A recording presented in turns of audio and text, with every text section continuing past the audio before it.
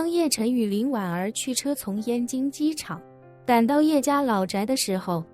唐四海已经与老爷子叶忠全一起在老宅等候着了。叶忠全是唐四海接过来的，他离开雍和宫之后，便去叶家庄园将叶忠全接回了老宅。叶忠全总想着多找机会与自己的孙子叶晨拉近些关系，也增进些感情。只是叶晨虽然已经成了叶家的掌舵者，但却一直不怎么到燕京来。他这个当爷爷的，一年到头也见不到叶晨几次。这次听说叶晨要来燕京，叶忠全自然相当开心。人还没到老宅，就已经安排厨师准备家宴，要在老宅之中为叶晨接风。当叶晨抵达老宅时，叶忠全甚至与唐四海一起到院子里迎接。一看到叶晨下车，他便有些激动地说道：“晨儿，你今天怎么忽然来燕京了？”叶晨如实道：“爷爷，我回来老宅看看，顺便想整理一下我父母当年留下的东西。”叶忠全连连点头，不假思索地说道：“你爸妈的房间一直没人动过，还是以前的样子。”这时，副驾驶的车门打开，面相不过17、18岁的古典美少女林婉儿从车上下来，看着叶忠全，恭敬地说道：“爷爷好，我叫林小婉。”看着林婉儿，叶忠全一脸诧异，他是真没想到叶晨这次竟然会带一个女孩子来家里，而且这个女孩子既不是叶晨的老婆萧初然，也不是那个与叶晨有婚约在身的顾秋怡。更让他没想到的是，这女孩竟然这么小。叶晨毕竟28、9岁，马上30了，这女孩看着也就16、17岁的模样，年龄差的属实有些大了。更让他心中纳闷的是这个女孩的身份。毕竟作为叶晨的爷爷，他很清楚叶晨身边女性知己有很多，但被叶晨带到老宅来的林婉儿还是第一个。这不禁让他猜测起林婉儿的身份，以及叶晨与林婉儿的关系。叶晨也看出叶忠全非常好奇，于是便开口解释道：“爷爷，小婉是我在金陵认的一个妹妹，最近她正好没什么事，就陪我过来看看。”叶忠全虽然还没想明白，但还是笑着对林婉儿说道：“林姑娘，你就把这里当作自己家，千万不要客气。”林婉儿很是乖巧的点点头，道：“谢谢爷爷。”叶忠全看着林婉儿，试探地问道：“林姑娘，你看着年纪不大，今年有20吗？”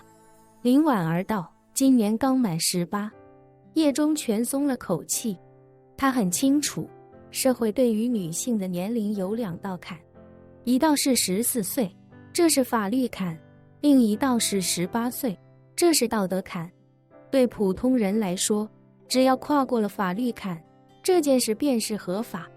至于道德坎，就取决于每个人的道德标准。但是对于有头有脸的人来说，只是跨过法律坎还不够，必须要跨过道德坎，否则的话，一定会落人话柄，为人诟病。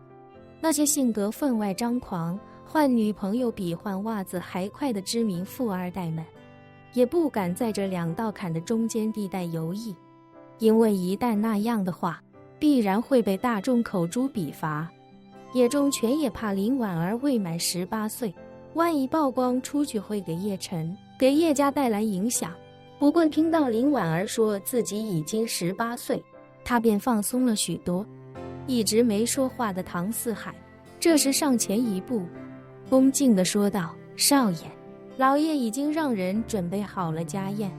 还请您和林小姐先进去吃点东西吧。”叶忠全也回过神来，连忙道：“对，晨儿，你老是不上燕京来，听说你今晚忽然过来，我赶紧让人备了些酒菜，待会儿你陪爷爷喝上2杯。”“行。”叶晨轻轻点了点头，道：“那咱们就进去边吃边聊吧。”回到这处儿时生活数年的老宅院，叶晨心里感觉既熟悉又陌生。虽然宅子还是当年的样子，没有什么大的变化，但当初叶晨住在这里的时候，这套宅子里一直是热闹非凡，人声鼎沸。当年叶晨的父亲叶长英在叶家风光无限，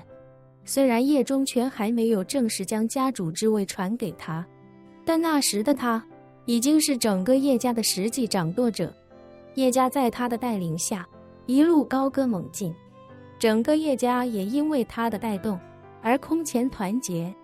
那时候无论是叶长空还是叶长礼，都心甘情愿在叶长英的身边做个陪衬，因为他们知道跟在叶长英身边做个配角，收获的利益也要远比自己演主角要多得多，所以大家也都乐得轻松自在，只管跟在叶长英身边等他分配资源便是。可是自从叶长英去世之后，叶家便失去了那个将整个叶家拧成一股绳的关键所在，大家开始各怀心思。叶长空盼着早日能够继承家主之位，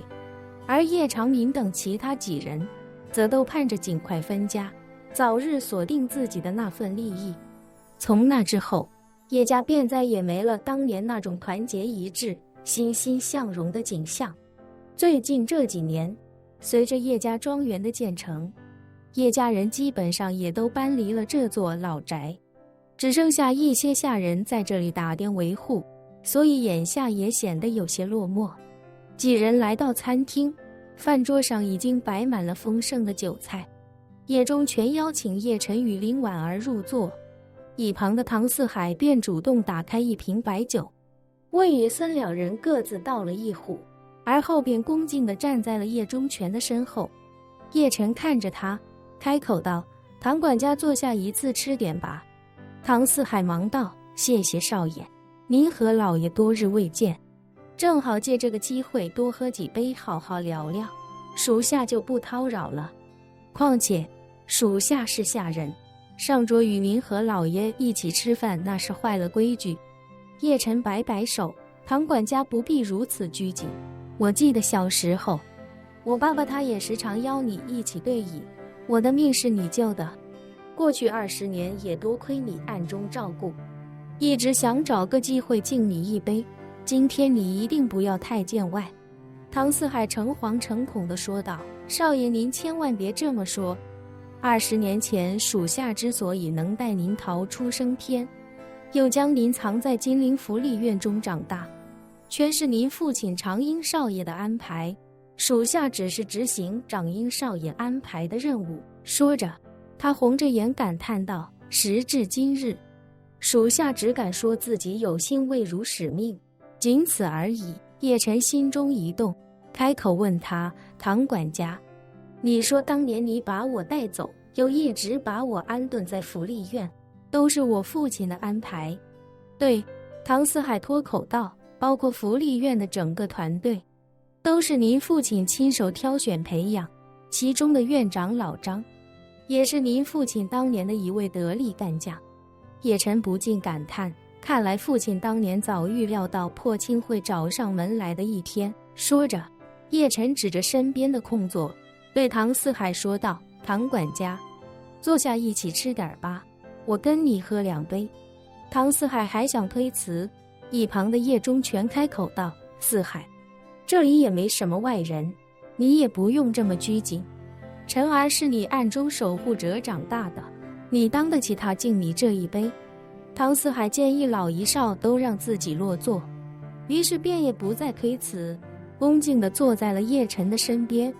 叶晨闻到一股淡淡的香火味道，于是便看着唐四海随口问道：“唐管家今日去庙里了？”另外，我的新频道历史印记馆已上线，欢迎观看订阅。